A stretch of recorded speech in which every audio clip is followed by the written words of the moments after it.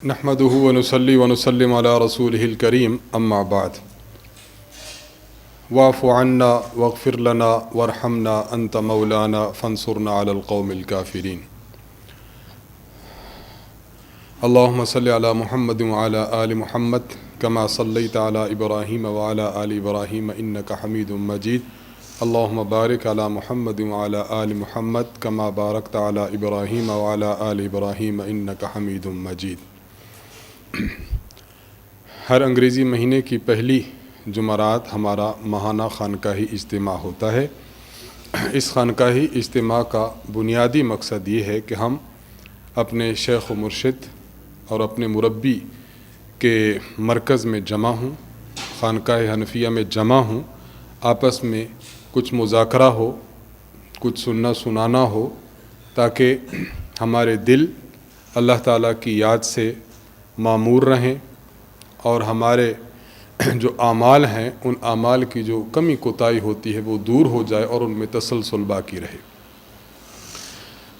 سب سے عظیم چیز جو خانقاہ میں سکھائی جاتی ہے، کرائی جاتی ہے، وہ رجوع اللہ اور معصیت سے توبہ ہے۔ انسان جب گناہ کرتا ہے تو گناہ کرتے ہوئے اللہ تعالیٰ کی نافرمانی کرتا ہے، اللہ کی رحمت سے دور ہو جاتا ہے۔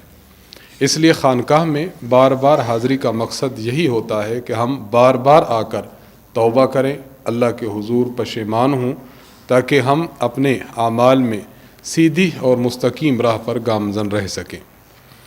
میں نے آپ کی خدمت میں ابھی وہ آیت تلاوت کی ہے جو اللہ تعالیٰ نے بندوں کو سکھائی ہے کہ بندوں سے جب گناہ ہو جائے تو بندے میرے پاس رجوع کریں اور ان کلمات کے ساتھ رجوع کریں۔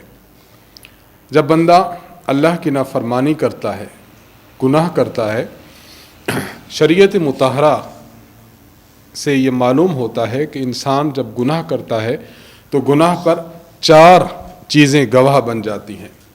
نمبر 1، گواہ بننے والی چیز زمین ہے۔ اللہ تعالیٰ قرآن کریم میں ارشاد فرماتے ہیں یومئذ تحدث اخبارہا، سورۃ الزلزال میں، کہ قیامت کے دن یہ زمین گواہی دے گی، کہ زمین اپنی خبریں اس دن بیان کرے گی۔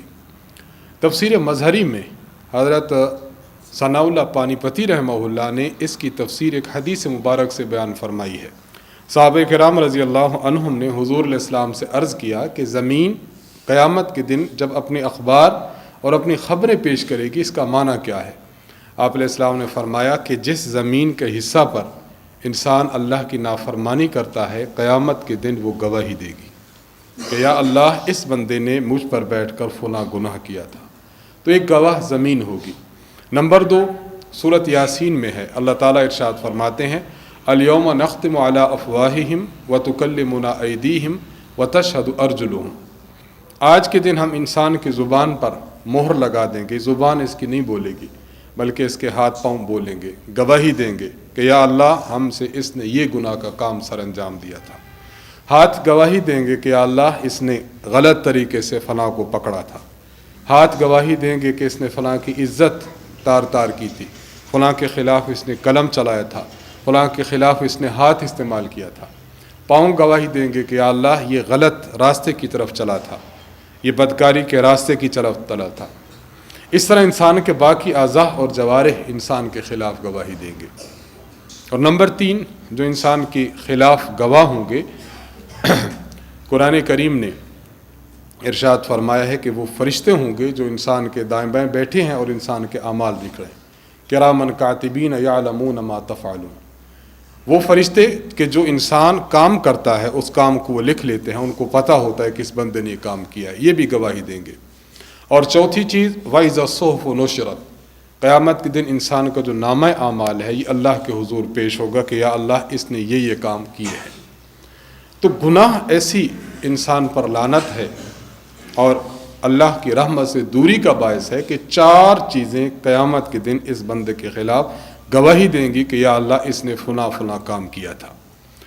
ہر انسان چاہتا ہے کہ جب کوئی مجمع ہو، جب کوئی محفل ہو، عدالت ہو، تو اس کے خلاف گواہی نہ آئے، یا تو اس کے گواہ اس کے حق میں گواہی دے دیں یا وہ گواہ بالکل گواہی نہ دے، خاموش ہو جائیں، دائیں بائیں ہو جائیں، اپنا بیان اس کے خلاف نہ دے۔ یہ ہر اس شخص کی جو جرم کرتا ہے، جس نے جرم کیا ہوا ہے یا جو اس پر جرم تھوپا گیا ہے، تو ہر شخص کی یہ خواہش ہوتی ہے کہ میرے خلاف گواہ عدالت میں پیش نہ ہو۔ تو انسان جو اللہ کا نافرمان ہے، وہ اس کو پتہ بھی ہے، دل سے اس کا اقرار بھی کرتا ہے کہ میں نے اللہ کی نافرمانی کی ہے، تو اس کا بھی یہی خواہش ہے، اس کی خواہش بھی یہی ہے کہ میرے جو گواہ ہیں وہ میرے خلاف گواہی نہ دے۔ تو اس کے لیے نسخہ نبوی اللہ کے نبی صلی اللہ علیہ وسلم نے ارشاد فرمایا ہے کہ یہ بندہ جب توبہ کرے گا تو توبہ کرنے سے وہ گواہ جو قیامت کے دن اس کے خلاف پیش ہونے ہیں، اللہ تعالیٰ ان سے گناہوں کو بھلوا دے گا، وہ بھول جائیں گے۔ اور جو گناہ ہے، گناہ کے لیے 4 شرائط ہیں جو علامہ نووی رحمہ اللہ شرح مسلم میں فرماتے ہیں۔ 3 کا تعلق اللہ کے ساتھ ہے اور 1 کا تعلق انسانوں کے ساتھ ہے۔ 3 کون سی ہیں؟ نمبر 1 ان یقلع عن المعصیہ، انسان جس گناہ کو کر رہا ہے فی الفور اس گناہ کو سے ہٹ جائے۔ انسان گناہ کرتا بھی رہے اور کہے کہ میں گناہ کو چھوڑ رہا ہوں، میں توبہ کر رہا ہوں، تو اس کو شریعت مطہرہ توبہ قبول نہیں کرتی۔ توبہ یہ ہے، ایک بندہ فلمیں دیکھتا ہے، فلموں کو دیکھنا فوراً چھوڑ دے، یہ توبہ ہے۔ ایک بندہ گناہ کا کام کرتا ہے، سود کھاتا ہے، سود کو فوراً چھوڑ دے۔ ایک شخص ہے نمازوں کا اہتمام نہیں کرتا، نمازیں پڑھنا شروع کر دے۔ ایک شخص ہے ظاہری حلیہ اس کا جو ہے وہ سنت کے مطابق نہیں ہے، داڑھی رکھنا فوراً شروع کر دے، داڑھی کٹوانا یہ اس سے چھوٹ جائے۔ ایک شخص اپنے فرائض سر انجام نہیں دیتا، فرائض سر انجام دینا شروع کر دے۔ ان یقلع عن المعصیہ، کہ انسان گناہوں سے فوراً دور ہو جائے، گناہوں کو فی الفور چھوڑ دے، اس کو کہتے ہیں۔ اب ایک شخص ہے گناہ بھی کر، استغفر اللہ، اب غلط چیز دیکھ بھی رہا ہے، استغفار بھی کر رہا ہے، بد نظری ہو بھی رہی ہے اور ساتھ استغفار بھی ہے کہ استغفر اللہ، تو یہ استغفار توبہ والا نہیں ہے۔ نمبر 1 گناہوں کو چھوڑ دے۔ نمبر 2 کہ ان یندم علیہا، کہ وہ اس پر ندامت بھی ہو، دل سے دکھی بھی ہو کہ واقعی میں گناہ کا کام کر رہا تھا۔ ایک شخص صرف زبان سے کلمہ توبہ کہہ دے لیکن دل میں ندامت نہ ہو تو یہ توبہ نہیں ہے۔ اور نمبر 3 ان یعزم عزما جازما الا یعود الیہا ابدا، انسان دل میں یہ عزم کرے، پختہ ارادہ کرے کہ میں آئندہ اس گناہ کو کبھی بھی نہیں کروں گا۔ ایک بات یہاں یاد رکھنے کی ہے، وہ یہ کہ علماء نے جو شرائط توبہ لکھی ہے وہ ہے ان یعزم عزما جازما، انسان یہ عزم کرے، بس عزم کر لیا، اس کا معنی اس کی توبہ مکمل ہو گئی۔ اگر ایک بندے نے آج عزم کیا کہ میں یہ گناہ نہیں کروں گا، کل اس کی عزم ٹوٹ جاتا ہے، تو علماء کی زبان میں کہتے شکست عزم یہ عزم کو نہیں توڑتی۔ کیا معنی؟ کہ جو اس نے پہلے توبہ کی تھی، اگر اس توبہ کے بعد یہ شخص پھر ایسا ہو چکا ہے کہ اس نے عزم کو توڑ دیا ہے، یعنی اس سے گناہ دوبارہ ہو گیا، تو چونکہ پہلے عزم کر چکا تھا تو کیے ہوئے عزم کے بعد اگر شکست عزم ہوتا ہے تو پھر وہ عزم برقرار ہے، وہ توبہ قبول ہو چکی ہے۔ یہ جو اس نے گناہ کیا ہے یہ گناہ نیا گناہ شمار ہوگا۔ بعض لوگ کہتے ہیں کہ ہم بار بار توبہ کرتے ہیں لیکن توبہ ٹوٹ جاتی ہے، تو پچھلی جو توبہ ہے وہ توبہ آپ کی بحال رہی، اس سے پہلے جو گناہ آپ نے کیے تھے اللہ نے اس پر پردہ ڈال دیا ہے، اللہ نے ان کو معاف فرما دیا۔ تو شکست عزم جو ہے یہ عزم کے خلاف نہیں ہے۔ ہاں اگر عزم آپ کا پہلے یہ ہو، ایک بندہ ہے توبہ کر رہا لیکن دل میں ہے کہ میں ضرور یہ کام پھر کروں گا، بعد میں توبہ کر لوں گا، تو اب اس کی توبہ ہوئی ہی نہیں ہے کیونکہ اس کے پاس عزم نہ رہا۔ اور ایک بندہ گناہ کرتا ہے، گناہ کے بعد بار بار اس پر گناہ کرتا ہے، بار بار کرتا ہے، لیکن ساتھ ساتھ توبہ اور استغفار ہو تو پھر وہ گناہ اللہ تعالیٰ نامہ اعمال میں رہنے نہیں دیتے۔ قرآن کریم میں ہے وَلَمْ يُصِرُّوا عَلَى مَا فَعَلُوا، کہ وہ لوگ جو اللہ کے قریب ہیں ان کی ایک خاصیت یہ ہے کہ وہ گناہ پر اصرار نہیں کرتے۔ علماء نے لکھا اصرار کی 2 قسمیں ہیں، ایک ہے اصرار لغوی اور ایک ہے اصرار شرعی۔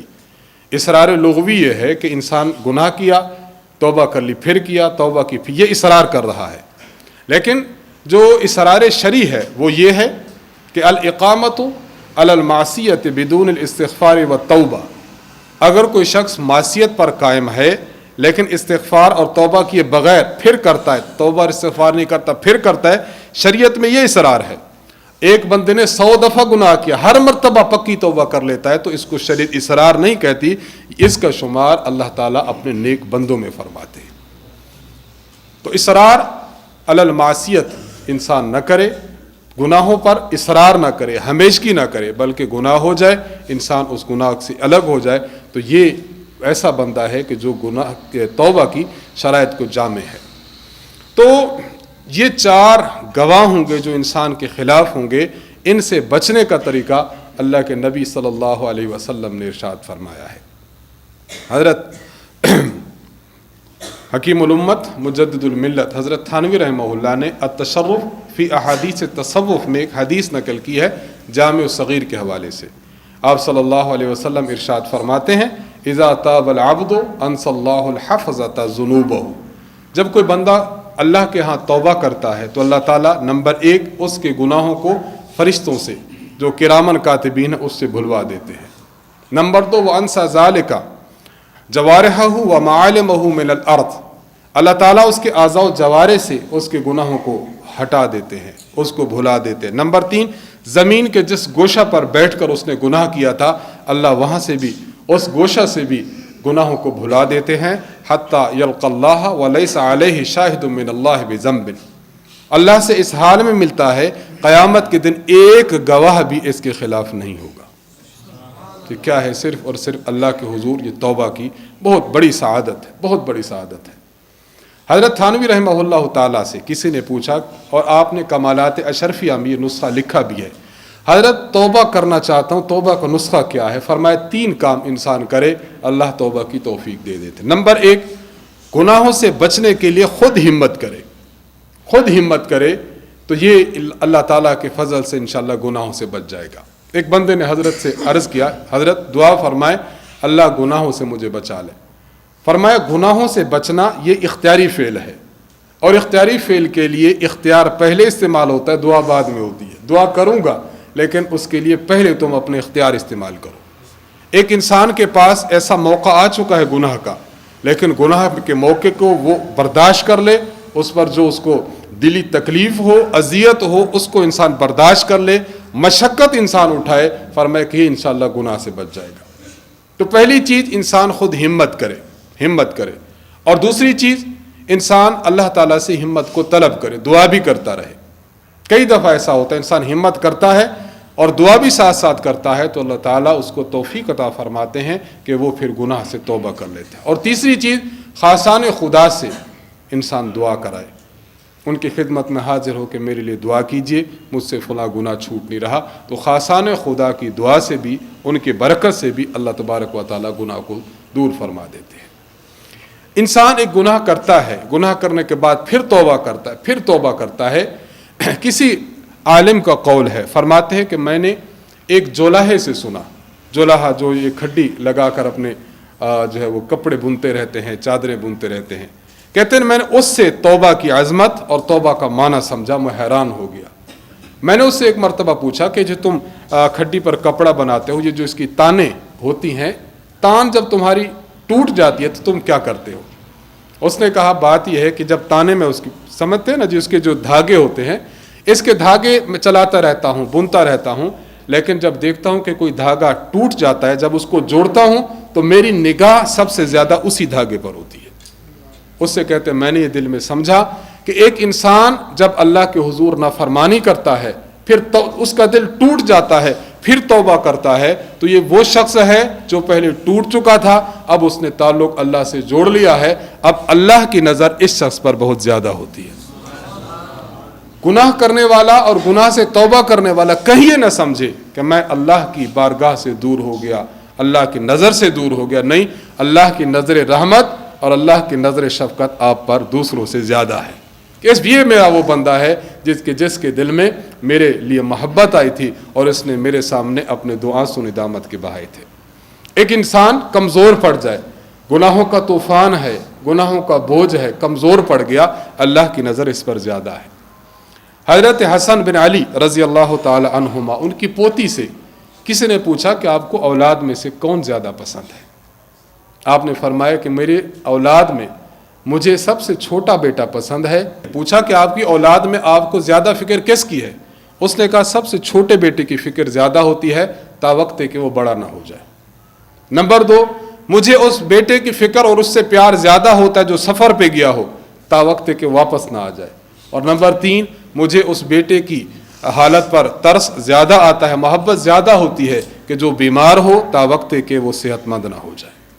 ایک ماں جس نے بچے کو جنا ہے، تخلیق نہیں کیا، محض اس کی ولادت اس کے بطن سے ہوئی ہے، ایک ماں کو اس بچے سے جو کہ بہت زیادہ بیمار ہے، بہت زیادہ شدید تکلیف میں ہے، ماں کی جو محبت اور ممتا ہے باقی اولاد سے زیادہ اس سے ہوتی ہے، تو قربان جائے اس خالق کائنات پر جو ماؤں کا بھی خالق ہے۔ اگر اس کا بندہ گناہوں کے دلدل میں پھنسا ہوا ہو اور پھر اپنے خالق کو پکارے اور توبہ کرے، آپ اندازہ نہیں کر سکتے کہ اس رب کا اپنے اس بندے پر بہت بڑا فضل اور بہت بڑا کرم ہوگا جو شاید باقی بندوں پر نہ ہو۔ اس لیے توبہ کرنے والا اللہ کے حضور توبہ کرے تو اللہ تعالیٰ کتنے خوش ہوتے ہیں۔ حدیث مبارک میں آتا ہے التائب من الذنب کمن لا ذنب لہ، گناہ سے توبہ کرنے والا ایسے ہے کہ جس طرح اس کا کوئی گناہ ہے ہی نہیں، جس طرح گناہ ہے ہی نہیں۔ اس لیے ہم جو مرکز اہل سنت والجماعت خانقاہ حنفیہ میں ہر ماہ حاضری دیتے ہیں، اس حاضری کا بنیادی مقصد، ہم انسان ہیں، خلق الانسان ضعیفا، انسان کمزور پیدا کیا گیا ہے، کمزوری ہے، ہم نے توبہ کی پھر ٹوٹ گئی، پھر توبہ کریں۔ ایک ہوتی ہے بیعت کرنا، ایک ہوتے تجدید بیعت کرنا۔ ہمارے مرکز اہل سنت والجماعت ہر دفعہ بیعت نئے حضرات کرتے ہی ہیں، لیکن جو حضرات پہلے بیعت شدہ ہیں وہ تجدید بیعت ضرور کیا کریں، کلمات بیعت، کلمات توبہ ضرور کہا کریں تاکہ ہماری توبہ کی بھی تجدید ہو جائے، ہماری بیعت کی بھی تجدید ہو جائے۔ اللہ تبارک و تعالی ہمیں تائبین میں شمار فرمائے۔ ہم سے گناہ ہوتے ہیں تو ہمیں یا اللہ ہمیں ان گناہوں سے توبہ کی توفیق عطا فرما تاکہ ہم آپ کے بہت زیادہ قریب ہو جائیں۔ فضیل بن ایاز رحمۃ اللہ علیہ بہت بڑے اللہ والے گزرے ہیں، ہمارے سلاسل میں بہت بڑا ان کا مقام ہے۔ ان کا واقعہ ان کے ہمسایوں میں سے کسی نے بیان فرمایا، انہوں نے کہا کہ ایک مرتبہ ایک کافر آتا، اور فضیل بن ایاز بہت بڑے ڈاکو تھے۔ عورتیں اپنے بچوں کو جب ڈراتی تھی تو کہتی خاموش ہو جا، فضیل آ رہا ہے۔ ایک مرتبہ کہتے میں کھڑا تھا، راستے میں سے قافلہ گزرا تو قافلہ والوں نے کہا کہ یہاں سے خیال کر کے گزرنا، یہاں پر فضیل ڈاکو رہتا ہے۔ کہتے ہیں کہ جب انہوں نے کہا تو میں نے کہا نہیں، اب میں نے توبہ کر لی ہے، اب چلے جاؤ۔ کیوں؟ میں نے دیکھا کہ میری شہرت اتنی منفی ہو چکی ہے کہ لوگ مجھے ڈاکو کے نام سے پکارتے، یا اللہ آپ کا دربار تو کھلا ہوا ہے، میں آپ کے دربار میں توبہ کرتا ہوں تاکہ میری شہرت برائی کے نہ ہو، اچھائی کی ہو جائے۔ اور بعض کہتے ہیں کہ ایک مرتبہ آپ کہیں چوری کے ارادے سے گئے، رات کا آخری پہر ہے، کہیں چوری کرنے کے لیے جا رہے تھے کہ رات کے آخری پہر میں کوئی شخص قرآن مجید کی تلاوت کر رہا ہے، الم یأن للذین آمنوا ان تخشع قلوبہم لذکر اللہ، آیت قرآن کی کوئی بندہ پڑھ رہا تھا کہ کیا ابھی ان لوگوں کے پاس یہ وقت نہیں آیا کہ ان کے دل اللہ کی خشیت، اللہ کے خوف سے کانپ جائیں۔ بس میں نے یہ سنا، میں نے کہا یا اللہ میں توبہ کرتا ہوں، اس وقت سے توبہ کی ہے، آج ان کا شمار اولیاء اللہ میں گزرا ہے۔ تو ہمارا آنے کا یہاں مقصد بھی یہ ہونا چاہیے کہ ہم بھی پکی توبہ کریں۔ انسان جو گناہ کر رہا ہے، نمبر 1 فوراً چھوڑ دے، نمبر 2 دل میں ندامت ہو، اور نمبر 3 آئندہ نہ کرنے کا ہم عزم کریں۔ اللہ تبارک و تعالی ہمارے گناہوں کو معاف فرمائے، ہم سے درگزر فرمائے۔ بس آخری بات عرض کر کے میں اپنی بات ختم کرتا ہوں۔ جو آیت مبارکہ میں نے تلاوت کی ہے، اس میں ہم نے اللہ سے 3 باتیں مانگی، فاعف عنا واغفر لنا وارحمنا۔ عفو اور معافی کیا ہے، نمبر 2 غفران کیا ہے، اور نمبر 3 رحمت کیا ہے۔ عفو یہ ہے، حضرت محمود آلوسی بغدادی رحمہ اللہ روح المعانی میں عفو کا معنی لکھتے ہیں، امحو آثار ذنوبنا، اے اللہ ہمیں معاف فرما، یعنی ہمارے گناہوں کے اثرات تک کو ختم فرما۔ نمبر 2 واغفر لنا، غفران، مغفرت کسے کہتے ہیں؟ بستر القبیح و اظہار الجمیل، یا اللہ جو میری بری باتیں ہیں اس کو تو ڈھانپ لے، اس کو تو چھپا لے، و اظہار الجمیل، اور جو میری اچھی باتیں ہیں یا اللہ اس کو لوگوں کے درمیان پھیلا دے، یہ غفران ہے۔ اور نمبر 3 اللہ تعالی ہم پر رحمت فرما۔ حضرت تھانوی رحمہ اللہ نے رحمت کے 4 معنی لکھے ہیں، 4 معنی۔ نمبر 1 عطائے توفیق، انسان جب گناہ کرتا ہے تو گناہ کے بعد نیکی کی توفیق سلب ہو جاتی ہے۔ ہم پہلی بات یہ مانگے رحمت کہ اللہ ہمیں نیکی کرنے کی توفیق دوبارہ عطا فرما۔ نمبر 2، دوسری جو بات ہے وہ ہے فراغی رزق، ہماری رزق اور ہماری معیشت کو فراغی دے دے۔ جو شخص گناہ کرتا ہے، گناہ کرنے والے کے اور بہت سے نقصانات ہیں، ایک نقصان اس کے رزق کی بے برکتی اور رزق کی تنگی ہے۔ کئی انسان ہیں جو اپنے رزق کے بارے میں پریشان ہیں، ان کے لیے نسخہ ورحمنا، حضرت تھانوی فرماتے ہیں کہ وہ اللہ کی سے رحمت مانگیں، ان سے گناہوں سے توبہ کریں تو ضرور بے ضرور ان کے رزق میں، ان کی معیشت میں فراخی آئے گی۔ نمبر 3، بے حساب مغفرت۔ رحمت کے ایک معنی ہے کہ ہم نے اللہ سے بے حساب مغفرت مانگی ہے کہ اے اللہ ہمیں بے حساب مغفرت عطا فرما۔ حضور علیہ الصلوۃ والسلام نے ارشاد فرمایا کہ جب اللہ سے بے حساب مغفرت مانگنی ہو تو یہ دعا پڑھا کرو، اللہم حاسبنی حسابا یسیرا، اے اللہ میرا حساب قیامت کے دن بہت آسان لینا۔ حضرت عائشہ صدیقہ رضی اللہ عنہا نے عرض کیا یا رسول اللہ اس کا کیا معنی حساب یسیر کا؟ حضور علیہ السلام کی زبانی سنیے، فرمایا کہ حساب یسیر یہ ہے اللہ اعمال نامہ دیکھیں گے، دیکھ کر کہیں گے ٹھیک ہے میں نے معاف کر دیا۔ صرف آپ کا اعمال نامہ دیکھیں اور دیکھنے کے بعد جو کچھ بھی اس میں ہے، اس میں ہمارے گناہ بھی ہیں، نافرمانیاں بھی ہیں، عدم اطاعت بھی ہے، سب کچھ اللہ دیکھ کے معاف فرما دے۔ ایک بندہ کسی بہت بڑے ادارے میں ہے، بہت بڑے آفیسر کے پاس ہے، بہت بڑے سیٹھ کے پاس ہے، اس کے حساب میں کچھ کمی کوتاہی رہ گئی۔ اب وہ کیا چاہتا ہے کہ سیٹھ صاحب دیکھے، اس کو پتہ چل جائے کہ اس کی یہ خرد برد کیا ہے، اس کے بعد ٹھیک ہے جی اس کو جلا دو، بس ہو گیا۔ اب آپ اس بندے کی اس دنیا میں خوشی کا اندازہ نہیں لگا سکتے۔ قربان جائیں اس شخص پر کہ جس شخص کو اللہ رب العزت نامہ اعمال دیکھ کر فرمائے کہ ٹھیک ہے اس میرے بندے کو جنت میں داخل کر دو، اس کی خوشی کا کیا عالم ہوگا۔ اللہم حاسبنی حسابا یسیرا، ہمیں اس دعا کا اہتمام کرنا چاہیے۔ اور چوتھی اور آخری تشریح جو حضرت رحمہ اللہ نے فرمایا اللہ سے رحمت مانگنے کا معنی ہے کہ دخول جنت، اے اللہ ہمیں جنت میں داخل فرما دے۔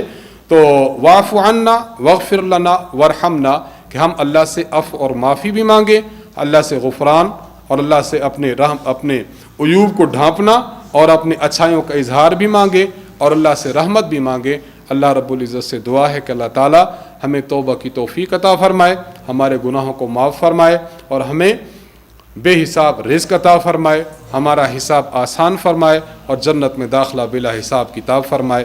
وآخر دعوانا ان الحمد للہ رب العالمین۔